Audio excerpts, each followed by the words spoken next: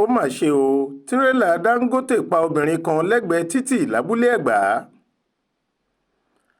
ọkọ̀ àjàgbé olóyún irú èyí tí wọ́n fi máa ń kó sìmẹ́ǹtì lẹ́búlẹ́bú ti sọ̀kò ìbànújẹ́ sílé mọ̀lẹ́bí abilékọ kan tẹ́nikẹ́ni kò tí ì mọ orúkọ rẹ̀ di bá a ṣe ń sọ yìí níbi tóbìnrin náà dúró sí tó ń wo ọ̀tún wò sí láti sọdá títì ni tírélà ọ̀hún yà lọ pa á tó sì kú pátápátá.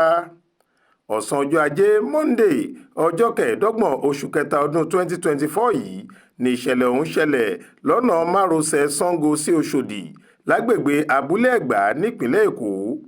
gẹ́gẹ́ bí àjọ tó ń rí sí ìgbòkègbodò ọkọ̀ lójú pópó nípìnlẹ̀ Èkó Lagos State Traffic Management Authority LASTMA ṣe sọ lójú òpó ayélujára wọn lọ́jọ́ Monday ọ̀hún. wọ́n ní ẹ̀gbẹ́ bíríìjì Jubilee láti máa lọ sí ilé epo mobil tó wà lábúlé Ẹ̀gbá lóbìnrin yìí dúró sí. bóyá ó fẹ́ wọkọ̀ ni bóyá ó sì fẹ́ sọdá títì ni àmọ́ ibi tó wà ọ̀hún ni tírélà yìí ti yà lọ gorí ẹ̀ mọ́lẹ̀ tó sì pa á nífọ̀nà ìfọ̀ṣù.